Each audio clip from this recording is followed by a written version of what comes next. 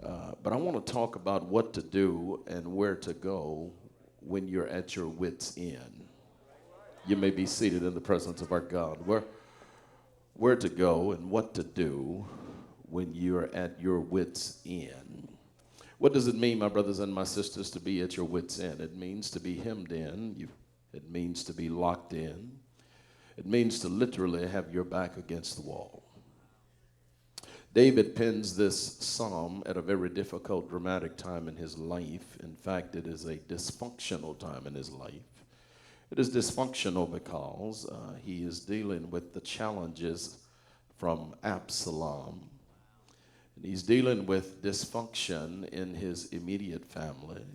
He's dealing with the difficulty of life and the drama, just like some of you today listening to me. The truth be told, that you've made some New Year resolutions and you've tried to cross over to this new year with a new attitude. And the reality of it is that some of you still have the same difficulties and the same dysfunctions and the same drama. I think I need to tell you, I hate to burst your bubble of piety with a stick pin of reality, but I need to tell you that some of this comes with the territory. It is important to evaluate and to check ourselves before we wreck ourselves, but I do want you to understand that there are some things that we cannot escape. There are some things that's just a part of the package, in fact. There are some things, and we will see in this text, that are designed not to destroy us, but to develop us. David writes this at a very difficult, dramatic, and dysfunctional time in his life, just like some of us today can connect with that dysfunction and drama and difficulty in our life today.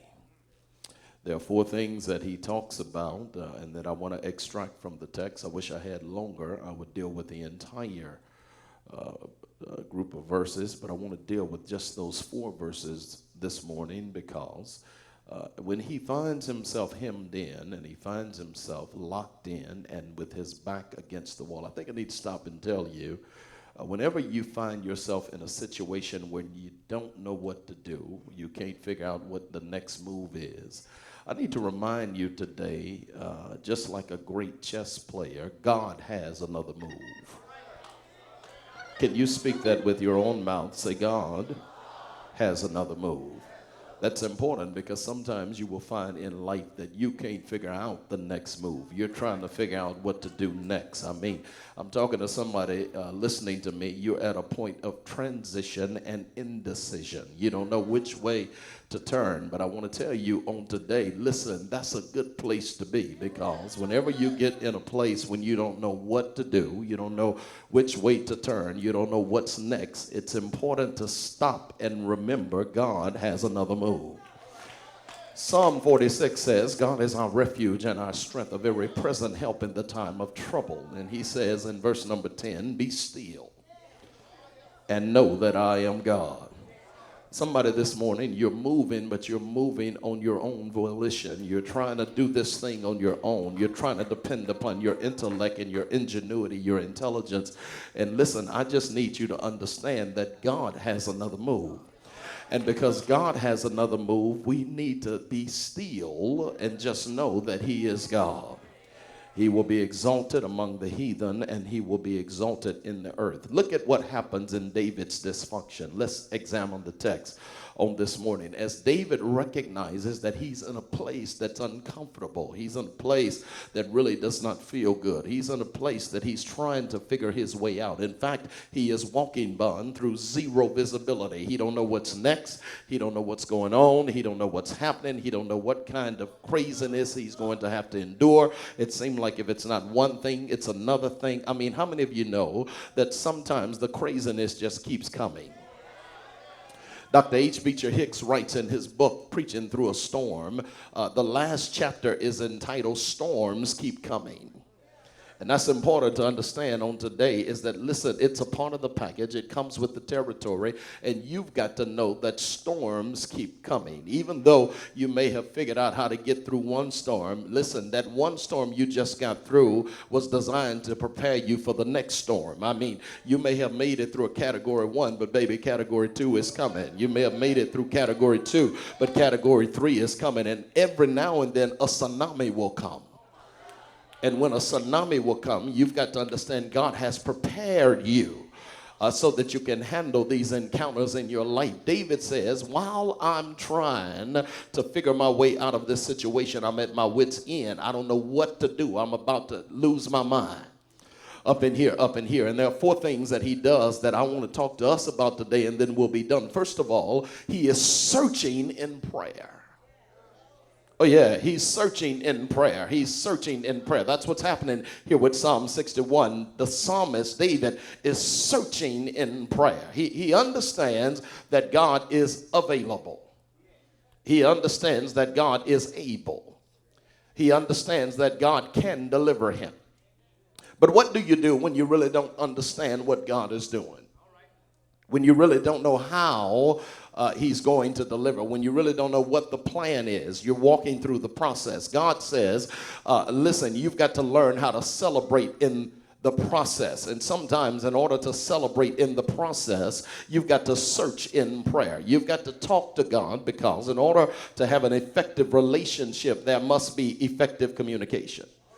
And prayer is nothing more than divine dialogue with deity. In fact, when you have prayer, you're not only talking, but you ought to be doing some listening. Because prayer is divine dialogue with deity. I mean, God not only wants you to talk to him, but God wants you to listen to him. I mean, you can't just have a relationship and do all the talking. There's got to be some listening. He says, listen, I need for you to search me in prayer. And what David is saying is that, listen, I'm in a very difficult place. And because I'm in a very difficult place, I need to search in prayer. And when I search in prayer, what I'm simply saying is, God, I need you to hear me. Are you listening to me?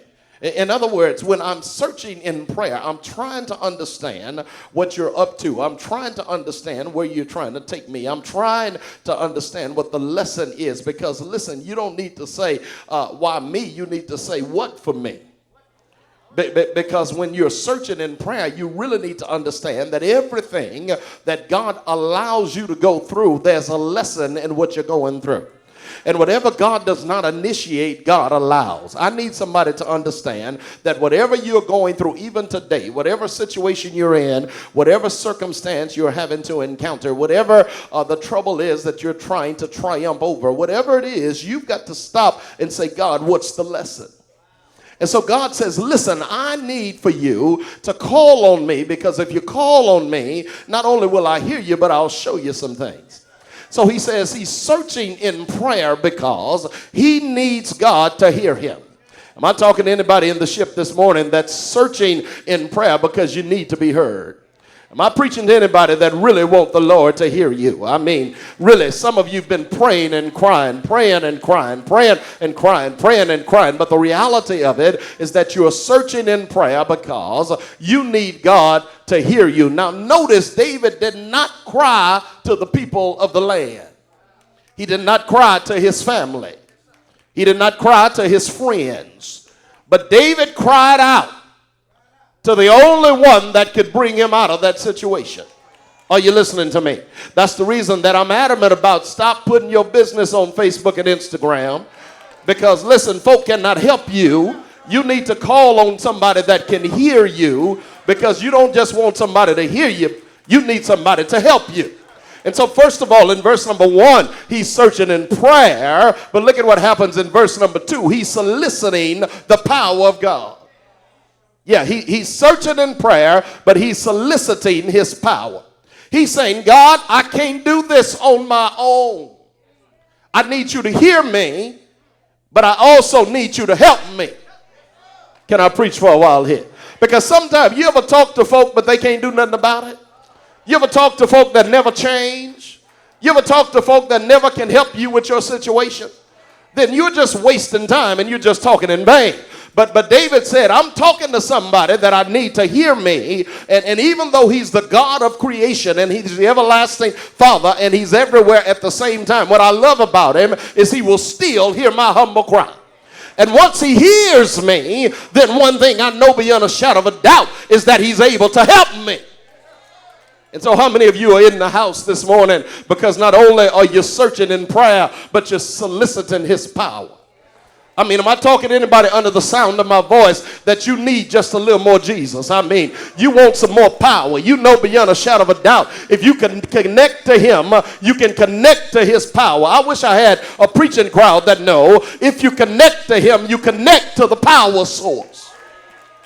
Won't he give you power? I said, won't he give you power? I mean, am I talking to anybody under the sound of my voice that know God's got power?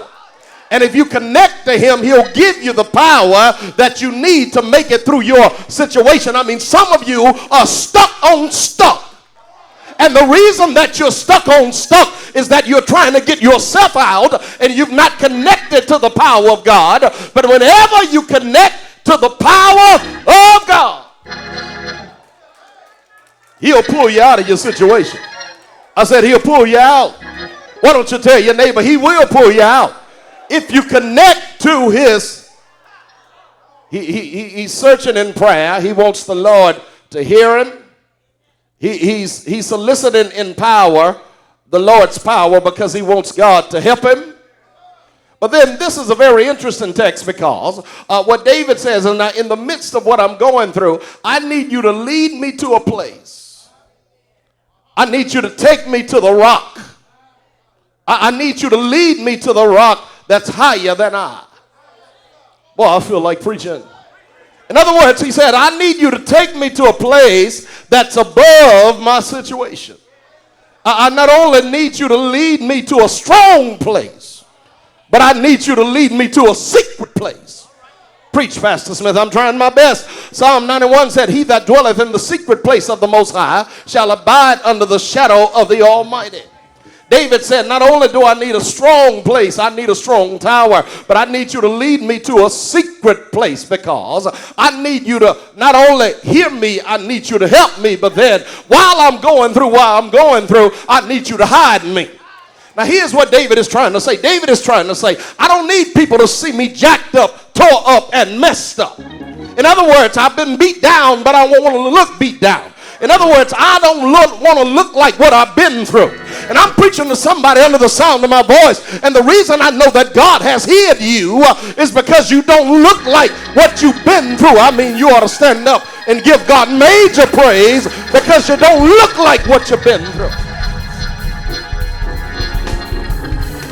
Come on, help me preach. I'm not going to preach long. Tell your neighbor, I don't look like what I've been through. Come on, find you another neighbor. Tell them I don't look like what I've been through. Say, neighbor, if you only knew what I've been through, I sure look a hot mess. But thank God for grace, and thank God for favor, and thank God for mercy, and thank God for anointing. I don't look like what I've been through. Can I get some folk in the room that will help me close this text? I know it's just the third week in the new year, but I need a preaching crowd that can help me close this thing. I need some saints, and I need some soldiers, and I need some saved folk that can stand to your feet. Think about what the Lord has done for you. Think about how the Lord brought you through. Think about how the enemy tried to take you out. But thank God, I said thank God that you were covered in the blood, that he hid you in a rock that was higher than yourself. Do I have a witness here? Now because the rock was higher than you, what it suggests is that God led you above your enemies. And he led you above your struggle. I want to develop this year in this house an eagle's ministry. I'm tired of turkeys. I need somebody that's ready to fly like an eagle. I wish I had a preaching crowd. You feel it in your spirit. You can look at your neighbor and say, neighbor, I believe I can fly. Find you another neighbor and tell them, neighbor, I believe I can fly. They that wait upon the Lord shall renew their strength. They shall mount up with wings like eagles. They shall run, not get weary. They shall walk and not faint. Is there anybody here that's going to be an eagle? I need the eagles to make some noise. I need the eagles to fly above your situation.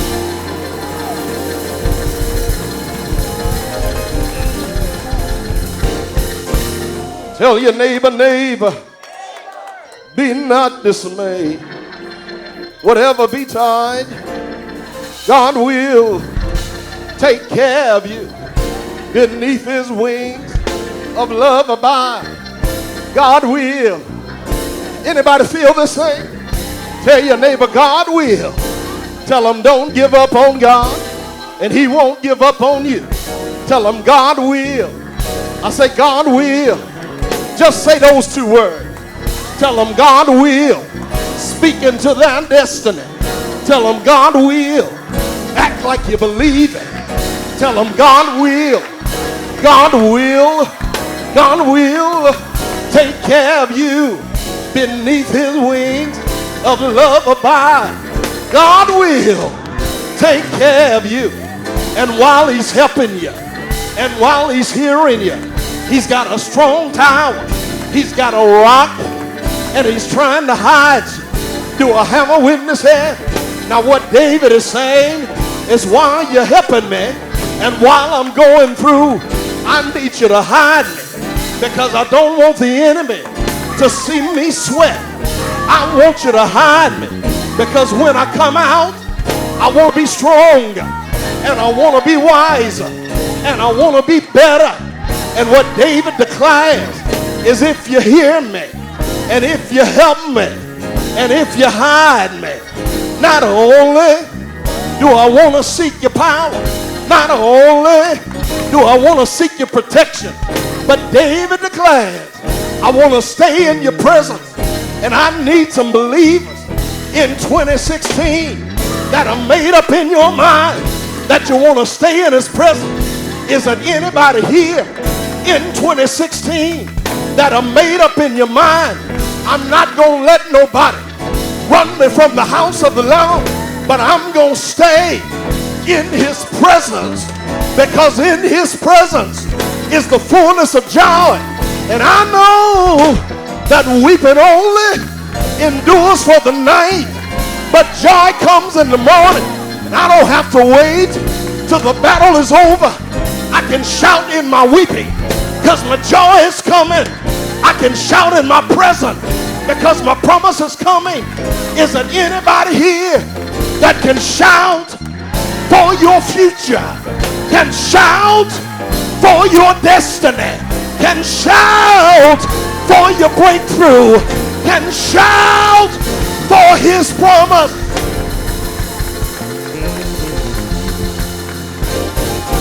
Tell your neighbor, repeat them back to him. Look a neighbor in the face. Tell him, neighbor, I'm going to search and pray. Tell him, neighbor, I'm going to solicit his power. Tell him, neighbor, I'm going to seek his protection. Tell him, neighbor, I'm going to stay in his presence. But tell him, neighbor, while I'm staying, and while I'm seeking, and while I'm soliciting, and while I'm searching, I'm going to stand on his promise. And I wish I had some witnesses that know whatever God said, you got to believe it. You got to walk by faith. I need somebody that would take out your word and stand on his word. Because if you stand on his word, there's power in his word. There's healing in his word. There's deliverance in his word. Is there anybody here that know there's power in the name of Jesus to break every chain? Why don't you tell your neighbor, for 2016, I'm going to stand on his word. Come hell and high water, I'm going to stand on his word. When depression comes in, I'm going to stand on his word. When my enemy's on my trail, I'm going to stand on his word. Is there anybody here that can stand on his word? Won't he do it? I say, won't he do it? Won't he fix it for you? If you know he will, you ought to have a sound of victory. Why don't you tell your neighbor, ain't no devil in hell gonna stop me. I will bless the Lord at all time and his praise. Won't he make you holler and throw up your hands? I will bless the Lord at all time and his praise. Come on, make some noise. Come on, make some noise. Come on, make some noise. Why don't you help me close? Why don't you tell your neighbor, neighbor, get ready.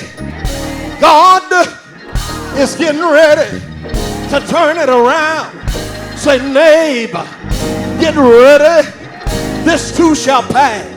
I wish I had somebody with a yet praise. Though he slay me, yet will I trust him. Is there anybody here that's got a yet praise? We're getting ready to leave, but I need some yet praisers. Let the yet praisers wave your hand. Let the yet praisers jump for joy. Let the yet praisers run like nobody's behind you. Let the yet praisers give God glory. Yet,